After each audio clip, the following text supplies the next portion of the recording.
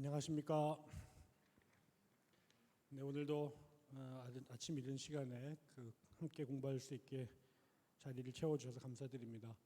어느덧 한 학기가 다 지나고 오늘 마지막 시간이 됐습니다. 제가 신학교에 들어갔을 때 설교학 시간인가 예배학 시간인가 그런 과목을 듣는데 아마 존 스토우튼 목사님 책이었던 것 같습니다. 거기에 모든 신자들의 구원은 목사님의 축도가 끝나는 순간이다. 누가 그런 글을 쓴 적을 제가 본 적이 있습니다.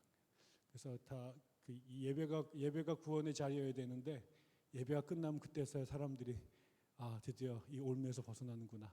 그래서 그리스도인의 진정한 구원은 목사의 축도가 끝나는 순간이다. 이런 얘기 들어서 매우 목사를 싫어하거나 교회를 싫어하는 사람이 쓴 글인가 보다 그런 생각을 한 적이 있습니다. 여러분들에게 이번 학기가 어떻게 진행이 되는지 참 궁금하기도 한데요.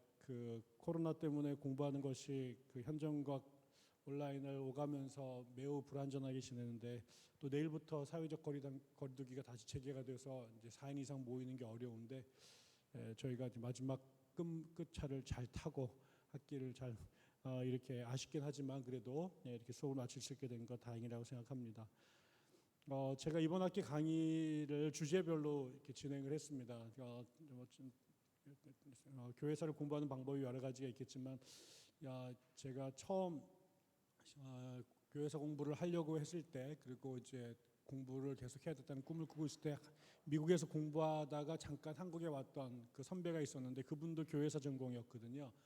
근데 그분이 요즘에 미국에는 교회사 공부를 되게 다 이상하게 해 이러면서 왜요? 그랬더니 아니 우리는 1세기부터 20세기까지 쭉 이렇게 연대기적으로 교회사를 공부를 해왔는데 미국에 갔더니 기도만 갖고 이렇게 또 그다음에 예전 혹은 종교개혁 이런 주제별로 역사를 검토하는 클래스들이 있더라. 매우 신선했다 이런 얘기를 하셔서 그럴 수도 있겠구나라는 생각들을 했습니다. 그래서 저도 나중에 제가 교회사를 강의할 기회가 되면 그런 식으로 한번 해봐야지. 그래서 제가 가리키는 기독연구원 느헤미야의 이제 기초 과정인 신학 입문 과정, 기독교학 입문 과정이라고 평신도들에게 신학을 가리키는 과정을 제가 맡고 있는데요.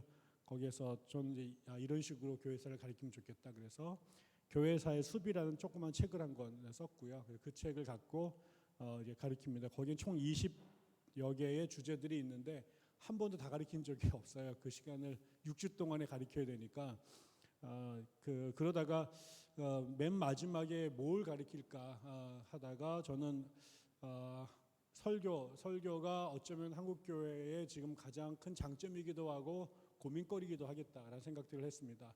필립 얀시라는 미국의 신학자가 기독교 저술가죠. 그분이 쓴 아주 짧은 책 중에 교회 나의 사랑 나의 고민 이런 제목의 책이 있습니다. 언제 한번 읽어보시면 고민거리가 많이 되는 아주 짧은 책입니다. 어쩌면 오늘날 우리 한국 그리스도인들에게도 교회는 나의 사랑의 대상이면서 동시에 나의 고민의 대상이 아닐까. 그리고 그 고민거리 중에 또 사랑거리 중에는 설교가 있지 않을까 싶습니다. 얼마 전에도 저희들이 느헤미야에서 그런 컨퍼런스 한 적이 있는데 한국 교회 설교를 한번 분석해서 발표를 한 적이 있었거든요. 그때 한 기독교 신문사의 편집장이 오셔서 사례 발표를 했는데 지금 한국 교회가 위대한 설교가들도 참 많으십니다만 동시에 한국 교회 목회자들 안에 설교의 매너리즘 시대가 도래했고 특별히 적지 않은 수의 목회자들이 설교를 표절하는 일들이 관행처럼 되어져 있습니다. 그래서 몇몇 이름이 알려진 목회자들 중에서도 설교를 표절하다가 발각이 돼서 사임을 하거나 교회가 분란이 됐던 그런 경우들이 있습니다. 제가 들었던 매우 재미있는 얘기 중에 하나도 저는 성결교회 목사였는데요. 저희 교단에 매우 설교를 재밌게 하시는 부흥 강사가 계십니다. 교단 총회장에도 출마를 했던 경력이 있는 분인데요. 어느 날 한 분이 그분 설교를 듣는데 그분 교회에 성가대 주의자가 지구촌교회 이동원 목사님의 열혈 광팬이셨답니다. 그분의 글이나 설교 같은 것들 많이 읽으셨는데 어느 날 주일날 예배를 이렇게 듣다 보니까 드리다 보니까 목사님의 설교가 매우 익숙한, 그래서 집에 가서 자기가 읽었던 책들을 뒤져보니까는 그 이동원 목사님의 설교를 그냥 그대로 대독을 하신 거를 이제 알게 된 거죠. 그래서 그 다음 이제 목사님한테 가가지고 이렇게 증거물을 내밀면서 어떻게 그럴 수가 있느냐, 왜 남의 설교를 베끼느냐, 그랬더니 그 목사님께서 가만히 들으시더니 그러면 한 가지만 묻자. 그럼 네가 매일 주일날 성가대 지휘할 때 너가 다 작곡해서 하냐? 뭐 이렇게 얘기를.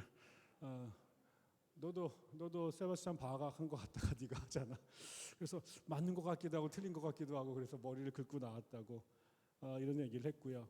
또 요한의 그런 문제들이 있기 때문에 제가 알기로는 가톨릭 교회 같은 경우도 교황청에서 만들어진 그 일괄적으로 된 메시지를 각 이 그 공회에서 그 동네에 있는 교회에서 그대로 이렇게 읽는다라고 얘기도 들었고, 그다음에 제가 알기로는 요한 웨슬레이 같은 경우도 자신의 그 감리교 협회, 메소디스트 소사이어티 안에 있는 사람들에게 설교를 정리를 해서 특별한 일이 아니면은 웨슬레이가 설정한 그 설교들을 그냥 읽도록 이렇게 한 경우들도 있습니다. 그거는 이제 많은 고민들이 있는 문제죠. 그러니까 설교를 표절한다는 것 자체가 기가 막힌 일이기도 하지만, 또 동시에 설교 한 편을 매주마다 목회자들이 만들어내는 것이 그렇게 쉬운 일이 아닙니다. 저도 주일학교 전도사가 처음 됐을 때 그 갑자기 우리 집사님이 저희 총무 선생님께서 어느 한 교사가 안 오셔서 나보고 그 신방을 가자고 그러셔가지고 이제 그러냐고 같이 신방을 갔더니, 신방에 들어가서 선생님네 집에 들어가자마자 저보고 네, 전도사님께서 말씀 전하시겠습니다 이러시더라고요. 나한테 한마디도 안 했거든요. 그날 설교할 거란 얘기도 안 했는데, 이분 생각은 그냥 그 신학생들 이렇게 누르면은 뭐 밴딩 머신에서 커피가 나오듯이 설교가 쏟아져 나온다고 생각을 해서 내 평생에 정말 하나님 살아계시구나, 그리고 이런 임기응변을 주신 하나님께 감사하다 그러면서 주저리 설교를 했던 기억이 납니다. 설교는 적어도 교회사가 시작되는 시점부터 예수님 때부터 설교를 하셨죠. 그리고 그것이 교회의 예배로 전승이 됐고, 특별히 종교개혁을 거치면서는 예배의 핵심으로 설교가 그 자리를 잡게 됐습니다. 그래서 카톨릭이나 동방종교회와는 달리 프로테스탄트의 목회자들은 설교가 자기의 사역의 주된 구성 요소가 됐고, 또 교인들도 교회를 갈 때, 그 예배를 드리러 갈 때 예배 드린다라는 말이 설교 듣는다라는 것과 동의어가 될 정도로 예배에서 설교가 차지하는 비중이 매우 크죠. 그렇기 때문에 목회자를 선발할 때도 그 사람이 어떤 것을 갖고 있느냐라고 하는 여러 가지 그 요구 사항들 중에 제일 중요한 게 설교죠. 그래서 목회자 청빙할 때 서류 전형을 하고 끝내고 나면 강단에다가 세워서 설교를 듣고 평가를 하지 않습니까? 그러다 보니까 결국은 패스터라고 하는 말은 사실은 양을 돌본다라는 말인데, 그 양을 돌보는 것 중에 개신교는 설교를 통해서 가리킨다라고 하는 것이 더 중요한 게 됩니다. 그래서 그 칼빈 이후에 교회 안에서도 장로라는 직분을 세웠는데, 이 교회를 치리하는 장로와 티칭하는 장로로 구분하고, 티칭하는 장로가 목사다 이렇게 생각을 해왔기 때문에 수많은 목회자의 기능 중에서 이 설교의 기능이 매우 중요했습니다. 그러다 보니 좋은 설교를, 훌륭한 설교를 하는 목회자가 있는 교회는 번성할 수 있는 가능성이 농후하지만, 설교를 제대로 하지 못하는 교회가 제대로 구실을 하기는 매우 어려운 것이죠. 그러다 보니까는 신학교에서도 목회자들 양성할 때 설교에 대한 강조점을 제일 많이 두지만, 그렇다고 여러분이 신학교에 가보시면 알겠지만 설교학은 꼴랑 한 과목 듣습니다. 그래서 설교자는 훈련되는 게 아니라 태어난다 이런 생각들을 할 정도로, 그러다 보니까 결국 설교를 둘러싼 에피소드들이 교회사 안에 끊임없이 나타나고 있는 것 같습니다. 저는 오늘 우리가 결국 설교라고 하는 것은 예수님으로부터 기원할 수밖에 없는데, 잘 알려진 그 산상수훈이라고 하는 것이 영어 표현은 아마도 The Sermon on the Mount 이렇게 되어 있을 겁니다. 산에서 하신 설교라고 할 거고, 그래서 그 마태복음 5장 6장 7절에 나와 있는 그 산상수훈이 아마도 설교의 모범이 될 수밖에 없을 겁니다. 그 이후에 초대교회 예수님께서 승천하시고 그 사도행전 2장 3장 4장에 그 초대교회가 이제 모인 이야기가 나오는데, 사도행전 2장 끝문물에도 그 3,000명이 회개하고 교회가 세워진 다음에 교회가 뭘 했느냐 그러면 사도들의 가르침을 따라 성도들이 모이고 기도하고 뭐 교제하게 힘썼다 이렇게 나옵니다. 근데 거기에도 보면 사실은 우리는 사도들의 가르침을 받아 그 결과로 기도와 교제와 뭐 그다음에 떡을 뜯다라고 나오는데 사실은 사도행전 2장에 보면 영어 표현에 그 초대교회 성도들은 사도들의 가르침과 기도와 떡을 떼고 교제하는 이 네 가지에 힘썼다 이렇게 나옵니다. 뭐 그게 어떻게 됐든 간에 그 사도들의 가르침이라고 하는 부분이 아마도 설교라고 하는 형식으로 표출됐을 것이다라는 거죠.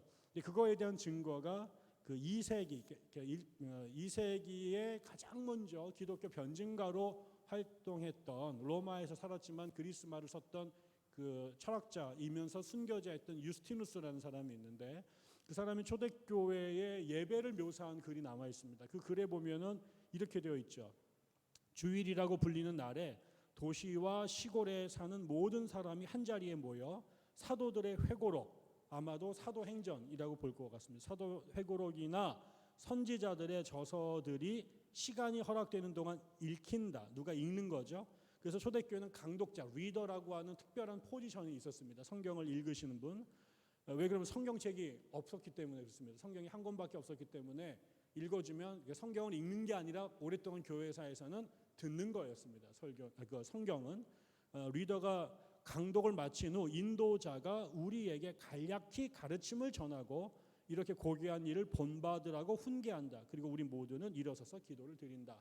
바로 이 부분, 강독자가 그날 정해진 텍스트를 읽으면 이제 설교자가 사도가 누가 나와서 그 내용에 대하여 간단한 코멘트나 혹은 교훈을 주는 형식으로 초창기 설교가 이제 자리를 서서히 잡기 시작을 했습니다.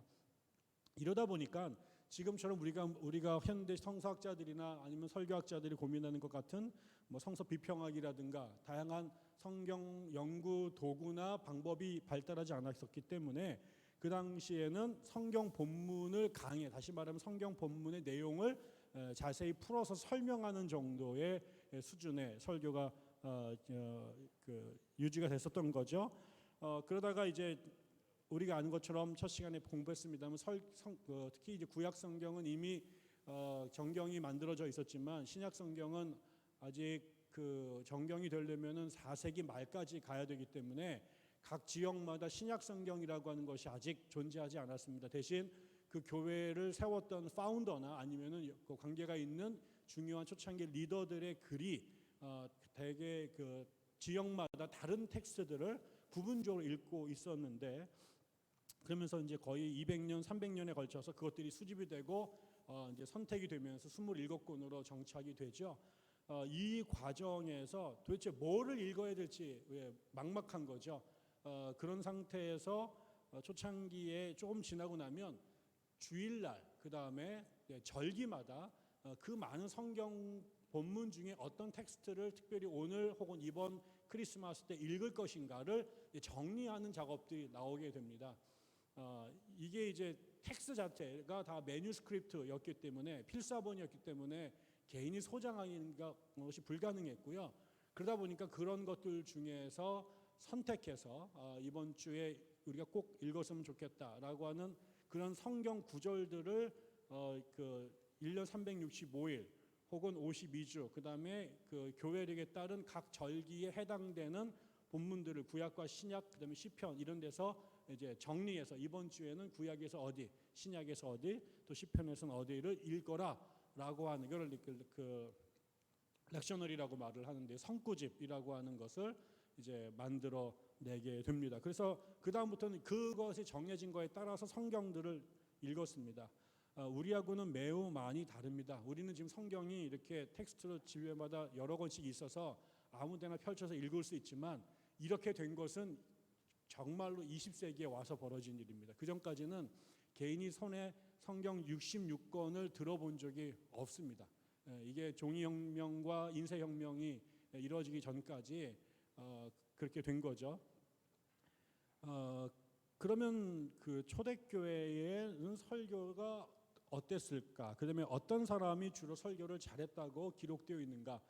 수많은 설교자들이 있겠습니다만 그 초대교회를 교부 시대라고 말할 수 있는 중세가 시작되기 전후로 제일 탁월했던 설교자가 보통 두 명이 이제 그 언급이 되는데, 한 명은 그 유명한 성 어거스틴이고요, 성 아우구스티누스, 또 역시 그다음에 크리스토스무스라고 하는 사람입니다. 어거스틴은 라틴어를 쓰는 그 아프리카의 지금 카르타고 그쪽 지역에 튀니지에서 살았던 그 사람이고, 라틴어를 쓰는 서방 사람입니다. 로마와 관계 속에서 신학을 했던 분이고, 그다음에 그 크리소스무스, 요하네스 크리소스무스라고 하는 사람은 안디옥 출신으로 콘스탄티노플에서 활동을 했던 사람입니다. 주로 이제 그리스 말을 썼던 사람이죠. 근데 이 두 사람이 이제 매우 상반된 형태의 설교자였습니다. 잘 아시는 것처럼 아우구스티누스는 수사학을 공부했던 사람이었습니다. 그 당시에 그 로마 시대 때 수사학이 매우 중요한, 군인들과 또 그다음에 정치가들에게, 그리고 교사들에게, 또 성직자들에게 필요했던 학문 중에 하나가 자신의 생각을 아름답고 논리적으로 표현해서 설득하는 기술이었는데, 그 레토릭이라는 것을 그 마스터했던, 물론 그러면서 대단히 철학적 소양이 깊었던 사람입니다만, 이 어거스틴은 그 극적으로 컨버전을 해서 그 수사학자의 길을 포기하고 이제 그 기독교인이 됐는데, 그냥 기독교인이 되면서 그 사람이 꿈꿨던 삶의 양식이 수도사의 삶이었습니다. 그 당시엔 아마 수도원 운동이 막 일어나면서 유행을 하기 시작을 해서 많은 기독교인들에게는 그 수도사, 이 멍크들이 굉장한 로망이었던 것 같습니다. 속세에서 떨어져 나가가지고 하나님만 바라보고 그분의 신부로 사는 게 그 당시 많은 기독교인들에게 꿈이었던 것 같아요. 특별히 어거스틴의 그 컨페셔널을 읽어보면은 거기 알겠죠. 자기가 얼마나 죄 가운데 살아왔는지, 그 자기네 지난 삶을 매우 이제 그 후회하면서 참여하는 내용이 나오거든요. 자기는 온갖 인간의 욕정과 욕망에 휩싸여 있는 자신이 매우 수치스럽게 보였던 것 같은데, 그래서 이 사람은 이제 자기 고향으로 돌아가서 그 수도사 삶을 살고 싶었는데요. 뭐 세상이 그런 천재를 내버려 두지 못했죠. 그래서 결국 이제 히포라고 하는 동네의 주교가 돼서 평생 자기가 제일 싫어했던 사람들과 더불어서 목회를 수십 년 하다가 이제 평생 논쟁하고, 왜냐면 그 당시에 기독교가 역사가 얼마 되지 않았기 때문에 하나부터 10가지를 다 지역마다 다시 재건하고 또 신학도 재구성을 해야 되는 그런 일들이 많았거든요. 그러다 보니까는 같은 교회 안에서 사사건건 다른 의견을 제시하는 신학자들이, 또 목회자들이, 또 사건들이 터지게 되면서 그럼 이거 어떻게 될 것인가에 대한 논쟁이 끊임없이 벌어졌습니다.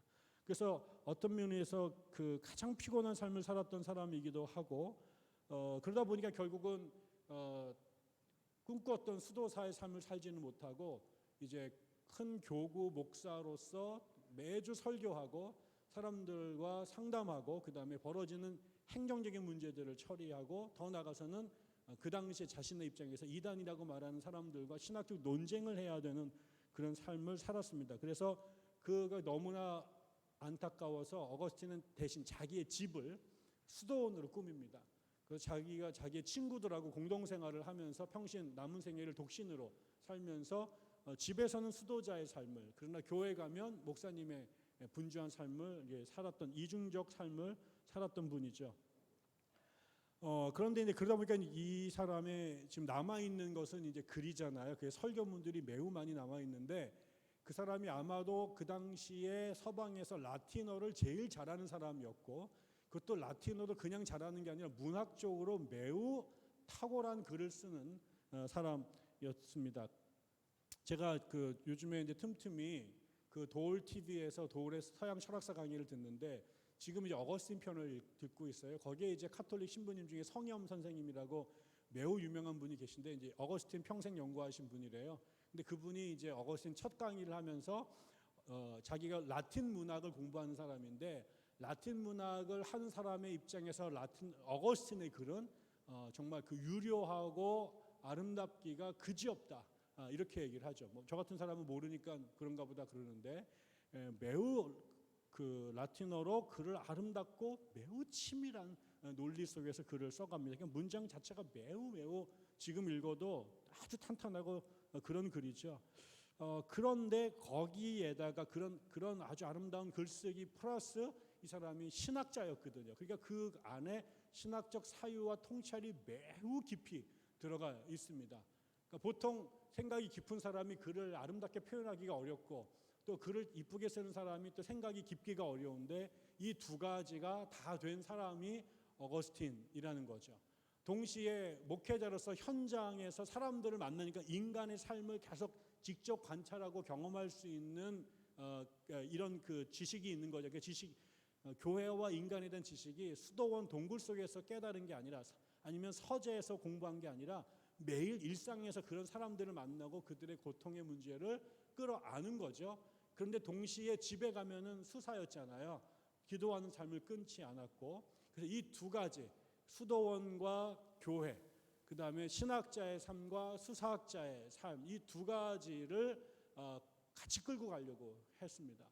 그러면서 거기도 나옵니다만 결국 설교라고 하는 것이 하나님의 복음을 전하는 도구인데 그 설교를 통해 선포되는 말씀이 결국은 설교자라고 하는 도구를 통과해서 전달이 된단 말이죠. 그러면 그 전해지는 내용은 복음이지만 그 복음이 나라고 하는 설교자라고 하는 도구를 통해서 전달될 때 이 도구가 부실하면, 도구가 오염되면 복음도 오염될 수 있다. 그러니 결국은 설교자가 복음을 전하는 사람으로서 영적으로, 도덕적으로, 지적으로 흠결이 있어서는 안 된다. 그래서 그 설교자의 인테그리티, 그의 도덕적 정직이나 온전함을 매우 강조합니다. 그래서 우리가 흔히 아는 목사들이 말만 잘하고 그 설교는 뻔지르한데 삶은 도덕적으로 부끄러운 경우, 그게 예수님의 말이지만은 우리 귀에 들려지지 않는다라는 것을 어거스틴은 처음부터 알았던 거죠. 그래서 말씀과 삶이 일치된 설교자의 삶이 매우 중요하다는 강조를 했습니다.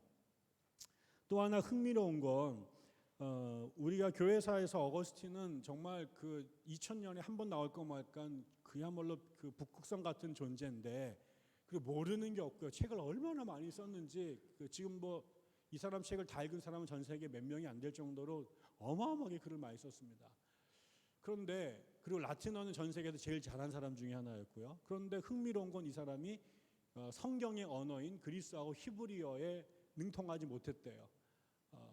그 당대에 같이 활동했던 사람 중에 히에로니무스, 제롬이라는 사람이 성경을 히브리어하고 그리스어에서 라틴어로 번역한 사람인데 그 사람은 그 고대 세계 거의 같은 시대 사람입니다. 근데 히에로니무스는 그 성경 언어를 전 세계에서 제일 둘 다 히브리어와 헬라어를 다 하고 거기다 라틴어까지 했던 이런 사람인가에 비해서 어거스틴은 라틴어는 잘했지만 히브리어, 헬라어를 상대적으로 아주 못한 건 아닙니다. 저보다는 훨씬 잘했던 것 같은데, 그렇지만 자기가 마음껏 성경을 라틴어로 한 것처럼 하지를 못했대요.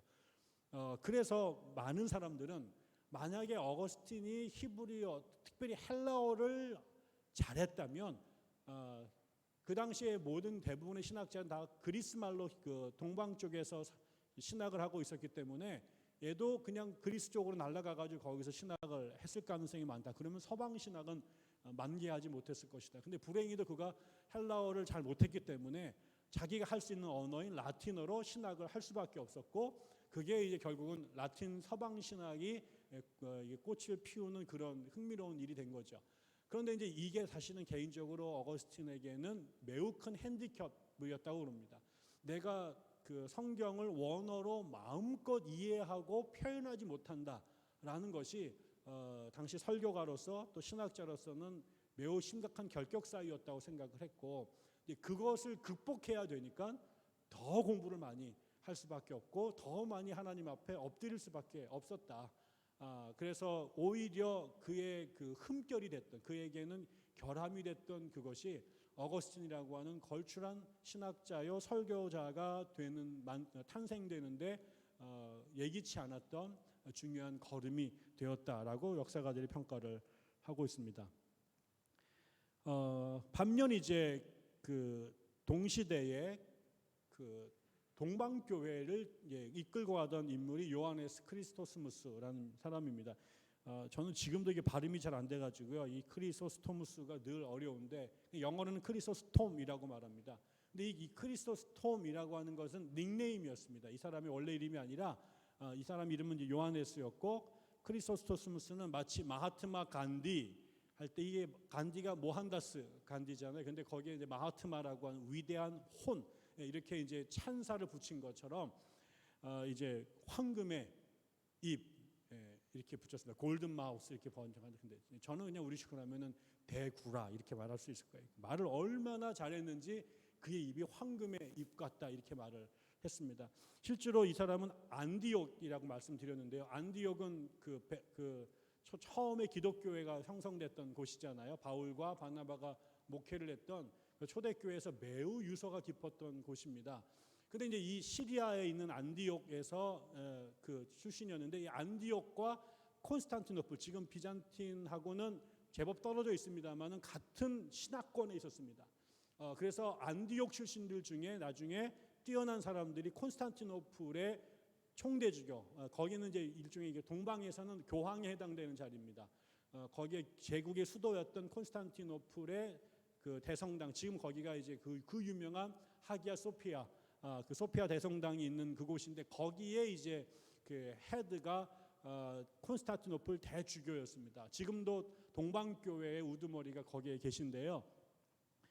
거기에로 이제 그 뽑혀간 경우들이 많이 있었습니다. 특히 이제 이 크리스토스무스도 설교를 너무 잘해서 소문이 나죠. 그래서 나중에 이 콘스탄티노플의 총대주교 자리가 비게 됐을 때 누구를 뽑을 것이냐 그랬더니 사람들이 적어도 2급의 교회의 주임 설교자가 되려면 어느 정도 레벨이 돼야 되는데 지금 전 세계에서 설교 제일 잘하는 사람이 안디옥이라고 하는 곳에 있다. 그래서 가서 이 사람을 납치해 옵니다.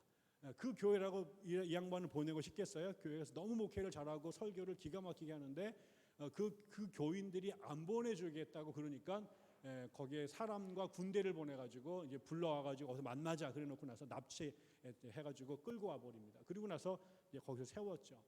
설교를 정말 잘했습니다. 아마도 교회사에서 설교를 제일 잘하는 사람 3명을 뽑으라고 그러면 그 중에 한 명이 요하네스 크리스토스무스가 될 것이고요. 얼마나 이 사람이 설교를 잘했는지 그 설교들 중에 지금도 대부분 남아있고 한국말로도 번역된 이 사람의 설교집이 제법 됩니다. 그런데 이 분이 설교를 그냥 잘한 것이 그 말만 잘했다는 의미가 아니죠. 그 당시엔 다 이런 수사학 같은 거 공부를 잘해서 다들 말을 미려하고 그 다음에 논리적으로 잘 하셨는데 특별히 이 어거스틴하고 대비해 볼 때 어거스틴은 그 플라톤 철학의 영향을 많이 받아요. 그래서 이 플라톤 철학이 알렉산드리아를 중심으로 발전을 했는데 그때 이제 그 플라톤 철학의 영향을 받아서 중요한 성경 해석 방법이 발전합니다. 그게 알레고리라는 겁니다. 이게 이 플라토니즘이라는 것 자체가 현실과는 다른 이데아라고 하는 본체가 따로 있다라는 거 아니에요. 그래서 거기 현실이라고 하는 건 이데아의 그림이거나 그림자이거나 뭐 이런 것 아닙니까? 그래서 본질은 그림자가 아니라 이 이데아를 발견하는 것이 중요한 것이 이제 플라토니즘이고 또 그런 것의 발전으로 네오플라토니즘 발전을 하는데 이거에 어거스틴 영향을 많이 받아요. 그래서 어거스틴의 설교를 보면 이 알레고리컬한 방법들을 많이 찾아옵니다. 그 알레고리는 성경의 문자 뒤에 있는 숨은 의미를 찾아내려고 하는데 관심이 더 컸습니다. 그래서 여기 나와 있는 예를 들어서 선한 사마리아인의 이 비유를 얘기를 같은 것들을 매우 좋아하고 그 비유는 거기에서 그 사마리아인은 누구를 뜻하고 그 다음에 강도는 누구를 뜻하고 유대인은 누구를 뜻하고 이게 이제 갖다 붙이기에 매우 좋은 그래서 뭐 저 같은 경우도 그런 설교를 하게 되면 선한 사마리아인은 모 정치인을 아니면은 또 뭐 선한 그 강도 맞는 사람은 또 뭐 이 땅에 불쌍한 누구를 이거를 이제 그게 학교에서 설교하느냐 교회에서 설교하느냐 군대에서 설교하느냐에 따라서 이 사람들을 갖다가 다 여기다 이렇게 적용시킬 수 있는 장점들이 있죠. 결국 그러면서 그 뒤에 숨어 있는 진의가 무엇이냐 이런 식으로 찾아갔는데 그래서 어거스틴의 설교에는 이런 알레고릭한 해석들이 매우 많이 나타납니다. 근데 요하네스 크리스토스무스는 안디옥 출신인데요. 안디옥 사람들은 이 알렉산드리아하고는 정반대로 성경의 문자적 의미를 매우 중시했습니다. 그래서 거기에 뒤에 숨어져 있는 것을 이혈령, 비혈령 이렇게 풀지 말고 텍스트가 뭐라고 말하는지를 기본적으로 해서 읽어야 된다라는 쪽으로 설교를 하게 되죠. 그 흥미로운 거는요. 문자적 해석을 한 사람들하고 알레고리컬하고 하는 사람들하고 신학적 성향이나 목회 방향이 매우 틀립니다. 문자적으로 해석하는 사람일수록 레디컬합니다. 성경이 이대로 나와 있지 않느냐. 그래서 20세기에 제일 레디컬했던 기독교인 중에 한 명이 그 본헤퍼, 디트리트 본헤퍼인데, 본헤퍼의 나를 따르라라고 하는 그 Cost of Discipleship이라는 그 양반의 책을 읽어보면은 네가 너 자신을 부인하고 나를 따르라라고 하는 그 본문을 설교하면서 오늘날은 이걸 다 목사들이 영적으로 해석한다라는 거죠. 그 영적이란 말이 알레고리컬이라는 면이 있습니다. 그게 실제로 다 부인하고 자기를 뭐 하고 이러는 말이 아니라, 그래서 그거를 우리 시대에 적용하면 이러면서 이거를 슬금슬금 이렇게 그 톤 다운을 하는데, 그 보네포는 누가 그따위로 가리키라고 그랬느냐, 실제로 너를 부인하라는 것이고 실제로 돈을 포기하라는 것이다, 뭐 이런 식으로 매우 강하게 설교를 하게 되죠. 그러다 보니까는 요한네스 크리스토스무스도 똑같은 식의 그 5세기의 보네포라고 말할 수 있는 설교를 하기 시작합니다. 그분이 이제 성경에 있는 말씀에 근거해서 자기가 사역하던 교회에 이렇게 엑스레이를 찍듯이 갖다가 설교 말씀을 들이밀죠. 성경에서 이렇게 하라고 그랬는데 너는 왜 그렇게 하느냐? 예수님께서 말씀 그렇게 하시잖아요. 모세가 이렇게 했는데 너희들이 이거를 갖다가 이런 식으로 자기 자의적으로 해석해가지고 뒤틀렸는데 그게 그런 말 아니다라고 이제 예수님께서 성경을 매우 강하게 설교하셨는데, 이 사람도 그렇게 설교를 했습니다. 그런데 이제 문제가 뭐냐? 안디옥에 있을 때도 그랬고 나중에 콘스탄티노플로 갔는데, 콘스탄티노플은 그 당시 로마 제국의 수도였습니다. 그리고 거기에 황실이 있었고요. 가장 고위직의 귀족과 성직자들이 다 콘스탄티노플에 살았습니다. 그리고 거기에 이 대성당에 나오는 거죠. 우리나라로 말하면 명동 대성당의 추기경이 됐는데, 거기에 우리나라에서 카톨릭 신자로서 제일 하이 클래스 사람들이 거기 다 모여 있는 거죠. 대통령부터 장차관들이 거기 다 앉아 있고 우리나라 100대 기업 총수들이 거기 다 앉아 있는데, 거기에다 대고 그 사람들의 사치와 그리고 도덕적 타락에 대해서 정면으로 융단 폭격을 가했습니다. 심지어는 그 당시에 정치를 황후가 쥐에서 쥐고 흔들고 있었거든요. 임금이 되게 유약했고 부인이 훨씬 더 강성이었는데, 그 여인을 헤로디아에게 비유해가지고 죽은 헤로디아가 살아 돌아와서 나라를 말아먹고 있다고 그러면서 직격탄으로 그런 설교를 했던 거죠. 그러니까 처음에는 그 설교를 너무 잘하고 깊이 있고 그러니까 다들 좋아했는데, 그 설교가 점점점 자신들의 목을 향해서 날라 들어오게 되고 자신의 치부를 건드린 설교로 가게 되자 결국은 상류사회 사람들이 동요하기 시작을 했고, 그러다가 그래도 처음에는 그 황후가 그 요하네스하고 잘 지내보려고 웬만하면 또 그 양반이 또 중요하니까 또 이렇게 그 호의적으로 지냈는데, 나중에는 황후마저도 도마에 올려놓고 이제 똑바로 정신 차리라 뭐 이런 설교를 하게 되니까 이 여인이 이제 참다 못 참아서 결국은 정치가들과 그 상류층에 있는 고위직 관료들과 결탁을 해서 크리소스무스를 유배를 보냅니다. 유배를 가던 중에 병이 걸려가지고 결국은 비참하게 죽죠.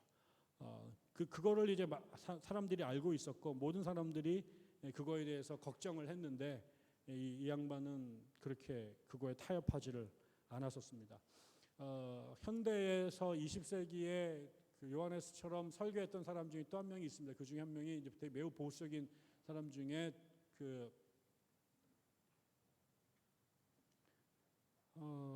누구더라? 아이고 갑자기 제가 생각이 안 나네. 좀 이따 생각이 나겠네요. 그 누구죠? 존 스토트랑 싸우고 갈라섰던 사람인데, 영국 웨일즈에서 설교했던 청교도 설교를 유명했던, 죄송합니다.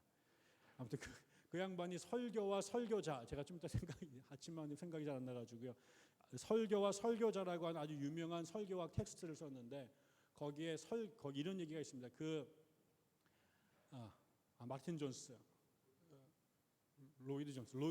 마틴 로이드 존스의 책인데, 설교자의 책무는 매주 설교 시간에 성도들을 하나님의 심판대 위에 세우는 것이다. 설교자의 책무는 매주 교회 성도들을 하나님의 심판대 앞에 세우는 것이다. 어떻게 살겠어요? 이렇게 매주마다 나를 심판대로 가면.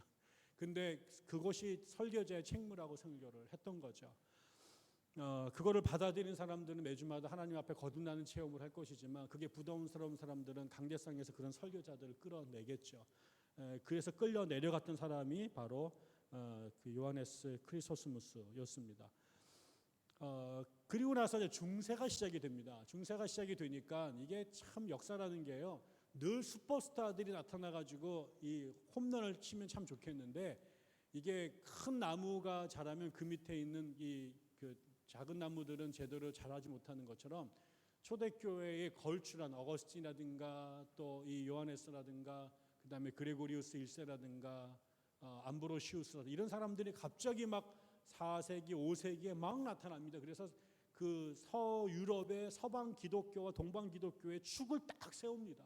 그리고 나서 이제 딱 지나고 나니까 그 뒤에 나온 사람들은 이 양반들과 비교해 볼 때 이게 완전히 이 사람들이 헤비급이었다면 주니어 플라이급에 해당되는 사람들만 나타나게 되는 거예요. 그래서 이게 그 여러 가지 중세를 다크에이지라고 말하는 요인이 여러 가지가 있겠습니다만, 적어도 설교적 차원에서 본다면 이 걸출한 슈퍼스타들이 한꺼번에 나타나가지고 서양 세계의 기독교의 건축의 토대를 놓은 다음에, 그 다음에 이제 그 중세로 넘어가자, 물론 그 시대가 그 다음에는 이 게르만 민족이 쳐들어와서 교회가 무너지기 때문도 합니다. 그래서 교회가 해체가 되고 그 다음에 그 수많은 그 성직자들이 죽임을 당하고 이렇게 되면서 우리로 말하면 6.25 전쟁이 끝나고 나서 50년대와 같은 상황이 서방 교회와 동방 교회에 특별히 서방 교회에 세워지다 보니 인물이 자라지를 못하는 것도 있었습니다.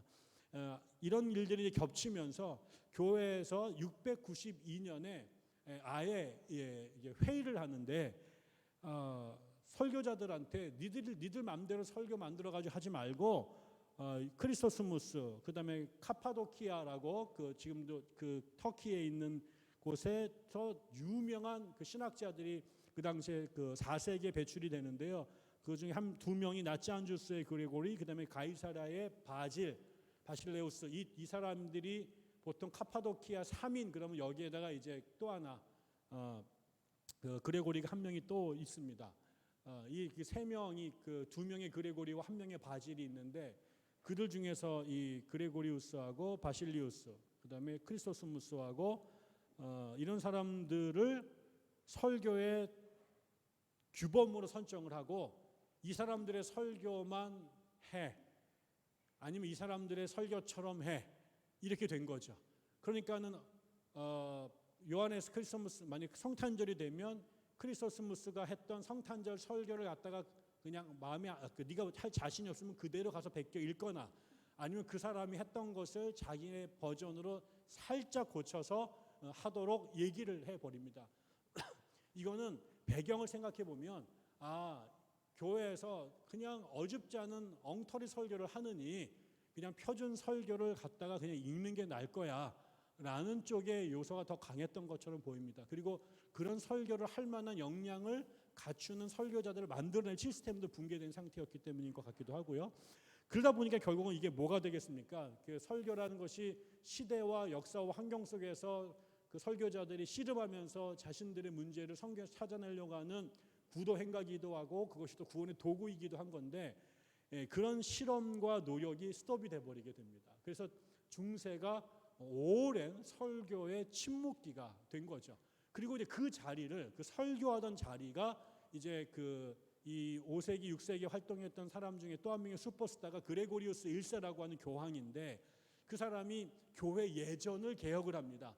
그래서 그동안에 막 그 동네마다 따로따로 하던 것들을 이제 정리를 해서 마치 그 수도원 운동의 그 규범을 만들었던 베네딕트처럼 이번에는 교회의 예배 순서와 방법을 정리를 해서 그 리터지라고 하는 예배학을 만들어냈죠. 그래서 아주 정교화된 예배 형식을 딱 갖춥니다. 그리고 음악도 그레고리안 찬트라고 하는 것들을 정리해서 교회 음악도 발전시키고, 예배 때 어떻게 어떤 순서로 어떤 성경을 읽으면서 이것이 다 정리가 딱 됩니다. 그러고 나니까 무게 중심이 설교에서 이 예전을 잘 집례하는 것으로 바뀌게 되죠. 그리고 이제 그 교회가 이제 안정화되면서 훌륭하고 멋있는 성전들이 막 점점 개축이 되잖아요. 그 성전 안에서 일종의 퍼포먼스로서 예배가 드려지게 되죠. 매우 멋있고 웅장하고 찬란하고, 그러니까 그런 미학적 측면, 종교의 미학적 측면이 강조가 되고, 이렇게 되면서 설교는 점점 이렇게 사그러들어가고, 그러니까 설교자, 그러니까 목회자도 성직자도 기능이 설교자가 아니라 이 리터지를, 예배를 잘 끌고 나가는 제사장의 역할을 강조하기 시작을 하게 됩니다. 그러면서 중세에는 설교가 쑥 빠져들어가게 돼버리게 되죠. 그러다가 이게 12세기가 되면 이제 중세가 이제 전성기에 올라가게 됩니다. 경제적으로도 어려웠다가 이제 중세가 봉건제도가 안착이 되면서 농경 생산량도 늘어나게 되고, 그다음에 교회가 커지게 되죠. 이 12세기, 13세기가 되면 중세가 꽃을 피우는데, 그것이 기본적으로 교황의 권한이 커지고요. 그것이 그다음에 신학이 발전하기 시작합니다. 드디어. 그래서 파리, 유럽의 대학들이 이제 12, 13세기에 막 세워지죠. 볼로냐부터 파리, 옥스퍼드가, 캠브리지가 막 세워지게 되죠. 특별히 이제 옥스퍼드하고 이 파리 대학이 매우 신학이 중요시된 그런 대학으로 신학이 발전하게 되고요. 그 유명한 고딕 양식의 성전들이 건축이 되기 시작을 하게 됩니다. 이게 전부 다 교회가 잘 가고 있다라고 하는 증거가 된 거죠. 그러면 성직자들이 많아지게 되고, 성직자들을 배출하는 대학이 발전하게 되고, 성직자들이 사역을 하는 성당이 웅장해지게 되죠. 이것이 결과적으로 뭐로 가겠습니까? 이거는 한편으로는 교회 큰 거 졌네, 목사님들 공부 많이 하시네, 성직자들이 되게 많이 배출되네, 이게 겉으로는 교회가 부흥된다고 생각을 하는데, 이게 전부 다 뭐와 연결됩니까? 돈과 권력과 연관이 되죠. 그러면서 이제 뒤에서 호박씨를 까는 일들이 벌어지기 시작을 합니다. 이게 돈이 많아지니까 성직자가 되고 싶은 사람들이 많아지게 되고, 그 성직자들에게 전에 말씀드린 것처럼 헌금이 교회 안으로 막 들어가기 시작을 하게 되면서 교회가 부의 중심이 되게 되면서, 이거를 탐욕하는 그 유럽의 그 황제 가문들, 유력한 정치 가문들이 교회를 놓고 다투기 시작을 하게 되죠. 그러면서 성직자의 자격이 없는 사람들이 고위 성직자가 되게 되고 교황이 되고, 이렇게 되면서 이게 겉으로는 화려하지만 커튼 뒤에서는 아사리판이 됩니다. 이런 거에 문제 제기를 하게 되면서 튀어나오는 개혁파들이 생겨나죠. 그게 대표적인 게 피에로 왈도라고 하는, 피터 왈도라고 하는 프랑스 리옹 출신의 아주 부자였던 상인이었는데요. 이 사람하고 또 동시에 똑같이 이탈리아 아시시에서 매우 부잣집이었던 상인 아들이 또 아는 프란체스코라고 하는 사람이 같은 시대에 태어납니다. 이 사람들이 다 부잣집에, 우리로 말하면 재벌 2세들인데, 그 사람들이 이제 성령을 막 만나서 받고 예수를 믿게 되자 컨버전을 하게 됩니다. 그러면서 제일 먼저 뭐를 던져내냐면 자신이 갖고 있던 부를 내려놓습니다. 이게 우리를 갉아먹는 그 영적인 바이러스다. 그래서 절대적 청빈을 추구를 하게 되는데, 그러면서 이 왈도가 뭘 하냐면, 교회가 저지경이 된 것은 하나님 말씀이 실종됐기 때문이다. 성경이 사라지면서 설교가 사라지게 되고, 그러니까 말씀이 없는 곳에 그 겉에 껍데기들만 남은 것이다. 그게 결국 인간을 타락으로 몰고 갔다 생각을 하게 되면서, 성경을 성도들이 읽도록 만들어야 된다. 그러니까 그 당시에 볼가타라고 라틴어 성경만 있었는데, 이건 학자층만 읽을 수 있는 외계어였잖아요. 그래서 프랑스 민중들이 읽기 위해서는 프랑스어로 성경이 번역돼야 된다라는 얘기를 그때 이미 하게 되고, 그 다음에 평신도들에게 설교할 수 있는 기회를 달라, 이렇게 말합니다. 다시 말하면 뭡니까?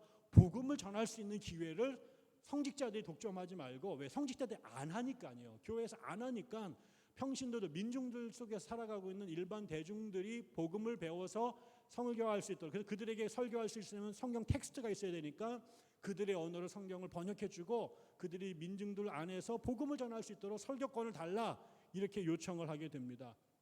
근데 그거를 사람들이 싫어하죠. 왜? 이거는 그동안 감춰놨던 그 치부가 드러날 수 있는 것이었기 때문에 노출을 꺼립니다. 그리고 결국 왈도파를 이단으로 몰아서 척결을 해버리게 되죠. 같은 시기에 왈도파랑 같은 시기에 도미니크, 이 스페인 출신의 그 도미니크라고 하는 걸출한 또 수도사이면서 학자가 나타나게 되는데, 근데 교황은 이 사람은 되게 이뻐합니다. 이 사람이 왜 이뻐했냐면, 전에도 또 말씀을 한번 드렸는데, 그 당시에 프랑스 남부의 알비라고 하는 동네에서 그 카타리파라고 하는 이단 종파가 나타납니다. 극단적인 이원론의 영향을 받은 사람들이 영과 물질을 구분하고 일체의 물질적인 것들을 비판하게 되는, 그래서 심지어는 성관계나 결혼식까지 다 반대하는 이런 사람들이 되면서 순수한 정신적 삶을 살려고 하는 사람들이 생겼는데, 이 사람들이 절대 청빈을 그다음에 도덕적 완전함을 추구를 했거든요. 그러니까는 사람들이 그 당시에 타락했던 성직자들보다 여기에 이 왈도파나 카타리파 사람들, 그들의 리더들이 너무 순결하고 정말 성경적인 삶을 산다고 생각해서 대중들이 이쪽으로 다 모여듭니다. 그러니까 이제 정부에서는 이게 체제를 전복할 수 있는 위태로운 삶이다 해서 이제 척결을 하는데, 그 이들을 척결하기 위해서 선택한 그 방법이 이 도미니크가 만들었던 그룹들, 그 도미니크 회죠. 이 도미니크 회 사람들이 공부를 아주 많이 해서 성경을 많이 알고 신학을 많이 알았어요. 이미 그 사람들을 중심으로 해서 이 카타리파들과 이단 논쟁을 하고 그 민중들에게 교화를 시켜서 다시 역컨버전을 하도록 유도를 하게 됩니다. 그리고 십자군을 만들어서 한편으로는 그들을 무력으로 진압을 하게 되고요. 나중에 이러면서 그 이단들을 이제 잡아서 이제 혼내는 이단 재판소 같은 것들을 만드는데, 거기에 이 도미니크 사람들을 이제 주요 그 이단 신문관으로 삼게 되고, 나중에 파리 대학교가 그러다 이 도미니크 출신들이 다 파리 대학교 신학과 교수로 다 임명이 돼서 서구 신학의 중심을 잡게 된 거죠. 그런데 이제 이 사람들이 특별히 이제 그 당시에 다른 수도회와 달리 탁발을 합니다. 탁발은 민중 속으로 들어간 거예요. 그래서 산 속에 있는 게 아니라 도시 속에 들어와서 성당 옆에 수도회를 만들고 같이 살면서 사제 노릇도 하고 그다음에 수도사로서 역할도 같이 한 거죠. 근데 이 사람들이 이제 설교를 잘했습니다. 그래서 이 도미니크 수도회를 그 당시에 교황이 설교자의 수도회라고 붙였던 거죠. 그래서 도미니크는 한편은 지적으로 매우 탁월한 지성인들이면서 설교를 매우 잘했던 사람들로 정평이 나기 시작을 하게 됩니다. 그래서 그 이후에 유럽 사회에서 카톨릭에서 뛰어난 신학자들, 그다음에 뛰어난 설교자들은 거의 다 예외 없이 도미니크 회였던 시절이 한 300년 정도 쭉 내려오게 되죠. 그러다 보니까 이제 흥미로운 게, 이 도미니크 출신들 중에서 설교를 무지 잘했던 사람이 2명이 있는데, 한 명은 피렌체에서 그 메디치가와 싸움하면서 피렌체를 공화국으로 만들려고 노력했던 그 종교 혁명가가 있습니다. 그게 지롤라모 사보나롤라라는 사람인데, 그 직통 계시를 받아서 이 피렌체에서 신정국가를 만들려고 했던 사람 중에 한 명입니다. 이 사람도 설교를 무지무지 잘했고, 특별히 막 그 예언자, 그 종말론 같은 것들에 심취하기도 하고, 그래서 아주 불의 사자 같은, 그야말로 그 표현이 딱 맞는 설교자였는데, 그 사람도 보니까 도미니크 회 수사였고요. 그다음에 조금 뒤에 16세기에 라틴 아메리카에서 이 아메리카 원주민들의 인권을 위해서 싸움을 한 사람이 그 라스카사스라고 하는 사람이 있습니다. 바돌로메 데 라스카사스라고 하는 사람인데, 이 사람도 원래 농장 주인이었고 이 라틴 아메리카를 개척했던 초기 멤버 중에 한 명이었는데요. 어느 날 거기에 이 도미니크 회 출신의 일군의 수사들이 라틴 아메리카에 와서 주일날 설교를 했는데, 그 설교자 한 분이 노예제도에 대해서 맹렬하게 비난하는 설교를 했고, 그 설교를 라스카사스가 듣고 온몸에 전율이 오면서 회심을 하게 되죠. 그래서 자기의 노예들 다 팔고 남은 일생을 라틴 아메리카 이 원주민들의 인권 향상을 위해서 싸움을 하게 되는데, 그 사람도 나중에 도미니크 회에 들어가서 또 도미니크 수도회에 싸움을 했던 유명한 설교자로 살기도 했습니다. 종교개혁 시대로 돌아오면은요, 이게 이제 이 판이 다 뒤집어지기 시작합니다.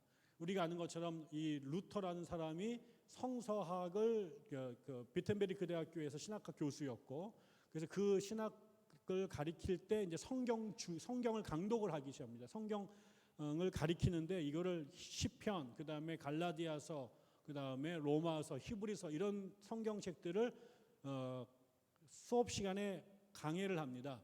그래서 성경을 한 절 읽고 이 구절에 대해서 교부들은 뭐라고 가르쳤고 나는 이렇게 해석한다. 이런 식으로 성경을 쭉 읽어 나가다가 이신칭의도 발견하게 되고 그다음에 그 면죄부라고 하는 것이 성서적으로 근거가 없다라는 것도 알게 되고 교황권도 문제가 있다라는 것을 이제 다 알게 되죠.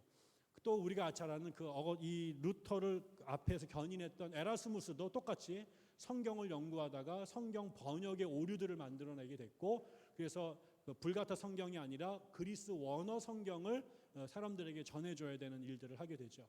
이러면서 아까 왈도가 했던 고민을 루터도 똑같이 하게 되고 그래서 왈도가 프랑스 민중들에게 프랑스어 성경을 주고 싶었던 것처럼 루터도 독일 말로 성경을 번역을 해서 사람들에게 이제 전해준 거죠.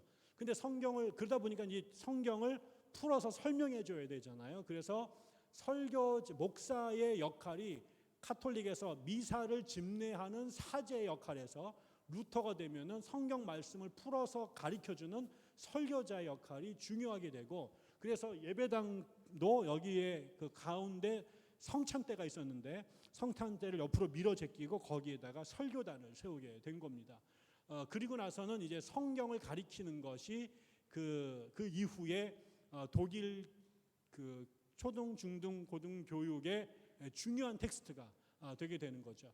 그 뒤에 나중에도 여러분 보시면 미국 같은 경우도 청교도들이 가서 교회를 세우잖아요.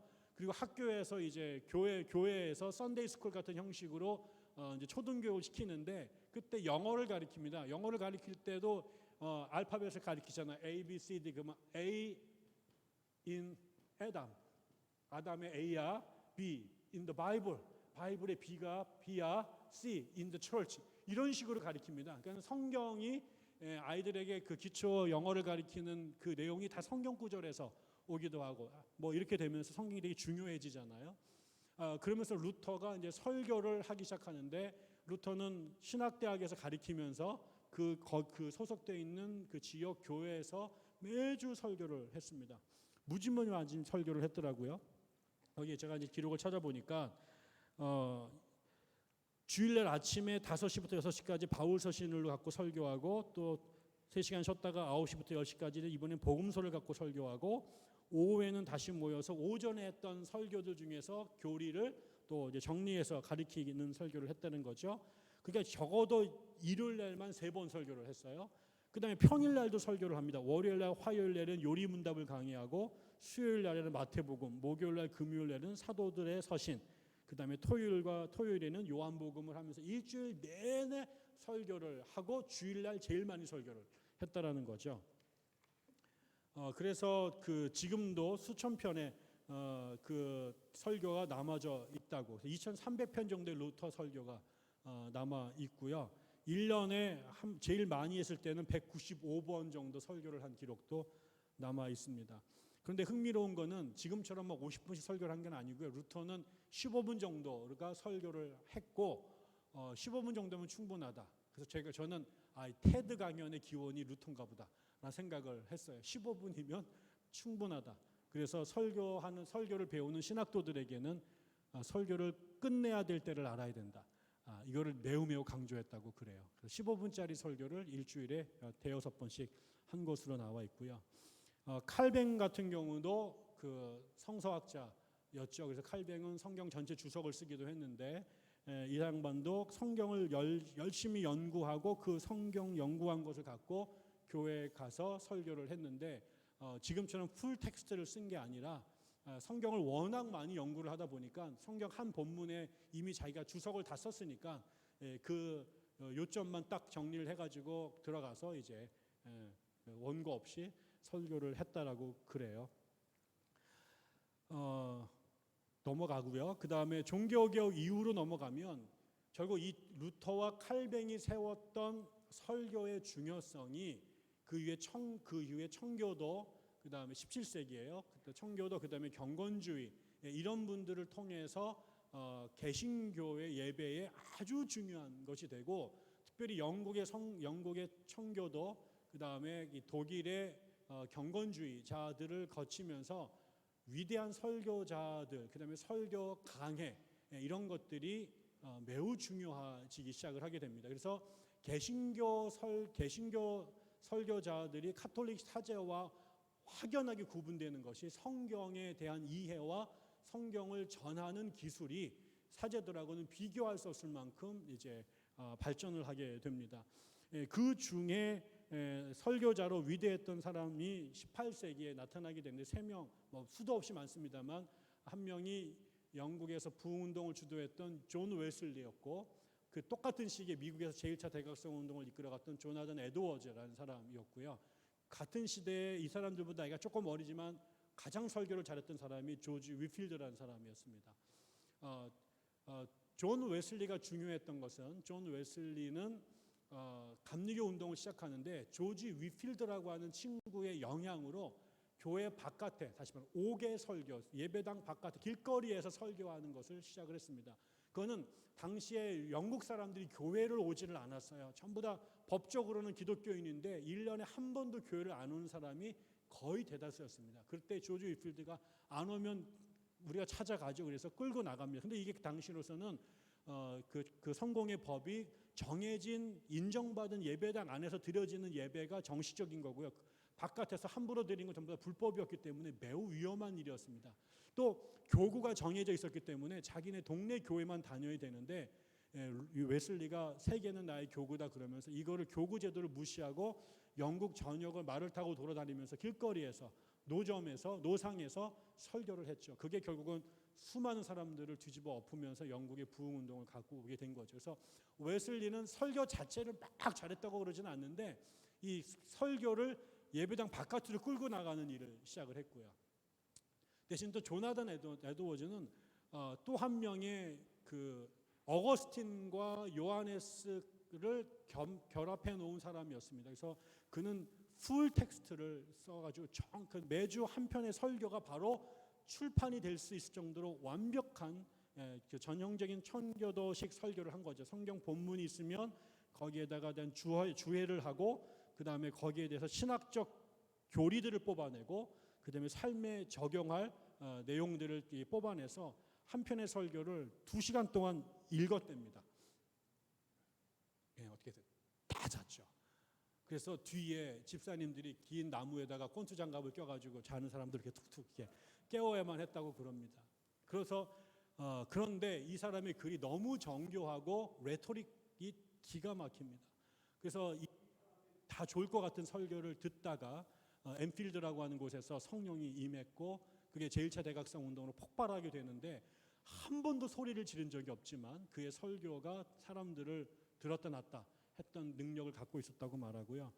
조지 위필드는 이 설교를 전하는 능력이 그 지구상에서 최고였다고 말합니다. 그래서 너무나 발음이 좋고, 그다음에 그 카리스마가 대단해서 적어도 3만 명 정도의 사람들이 마이크가 없던 시절에 위필드의 육성 설교를 들었다고 그래요. 근데 얼마나 이 설교를 그 맛깔나게 연극을 섞으면서 잘했는지 기록에 의하면 그냥 메소포타미아라고 말만 해도 여인들이 다 울고 넘어졌다, 뭐 이런 얘기를 합니다. 여러 가지 에피소드가 있는데 시간이 다 됐네요.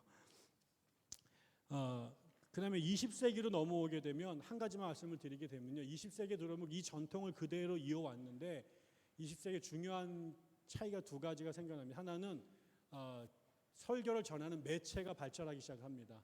특별히 라디오와 TV가 생겨나기 시작하면서 예배당에서 얼굴 대면하고 드리던 설교에서 라디오라고 하는, 그 다음에 텔레비전이라고 하는 전자매체를 통해서 설교가 아까처럼 예배당 바깥에 있는 사람들에게 전달되기 시작을 하게 되면서 소위 말하는 TV 이반젤리스트라고 하는 사람들이 나타나기 시작을 했고요. 또 하나는 남성이 전유하던 설교 강단에 여성 설교자들이 나타나기 시작을 했다라는 것입니다. 그래서 설교의 그 영역이 공간적으로, 그 다음에 설교자의 이 범주가 크게 발전했다라는 말씀을 제가 간단하게 드리고요. 마지막 강의를 마치면서 이렇게 말씀을 드리고 싶습니다. 설교는 이 땅에 복음을 전하고 교회를 세우며 신자를 양육하는데 가장 중요하고 유용한 수단이었고 지금도 여전히 그렇습니다. 결국 설교의 성공과 실패가 그렇기 때문에 교회에 또 신자들이 끼치는 영향이 막대하다. 두 번째, 설교의 지휘와 전달 방식은 시대에 따라 다양하게 변천해 왔습니다. 그럼에도 불구하고 본질은 변할 수가 없는 것이죠. 즉 불변의 진리, 복음을 시대와 문화에 따라 적합한 방식으로 전달하는 것이 매우 중요합니다. 본질, 복음을 무시하게 되면 설교는 부패할 수밖에 없는 것이죠. 그러나 시대와 문화에 적응하지 못한 설교는 사람들에게 외면을 받기 때문에 또한 어려움이 있는 것 같습니다. 그러면서 설교와 설교자의 관계는 동전의 양면과 같기 때문에 설교자의 영적, 신학적, 윤리적 자질이 설교에 결정적인 영향을 미치는 것이죠. 그렇지만 또 동시에 설교는 단지 강연이 아니기 때문에 성령의 온전한 임재와 도움이 없이는 이게 사람들을 감화시키고 회심시킬 수 없다고 생각합니다. 그래서 설교자는 대중도 신경을 써야 되고 공부도 해야 되고 하나님과의 관계도 온전하게 유지해야 되기 때문에 사도 바울이 말하는 것처럼 웬만하면 아무나 그 자리에 가지 않는 것이 좋은 일이죠. 근데 어느덧 덥석덥석 그것이 먹음직한 떡처럼 보여서 설교 자리에 갔다가 나도 죽고 교인도 죽이는 일들이 생겨난 거 아닌가 싶습니다. 어려운 일입니다. 그래서 설교자도 함부로 돼서는 안 되고 또 여러분들도 설교를 들으시는 분들이니까 그런 설교자들의 애환도 좀 이해해 주셔서 우리 목사님 설교 조금 못한다고 너무 면박 주지 마시고 우리 목사님이 훌륭한 설교자가 될 수 있도록 많이 도와주시면 좋겠습니다. 한국교회 설교의 부흥과 발전 기대하고요. 한 학기 동안 공부했던 이것이 여러분들을 조금 더 나은 그리스도인으로 성장하는데 작지만 의미 있는 도움이 됐으면 참 좋겠습니다. 한 학기 동안 고생 많으셨습니다. 감사합니다.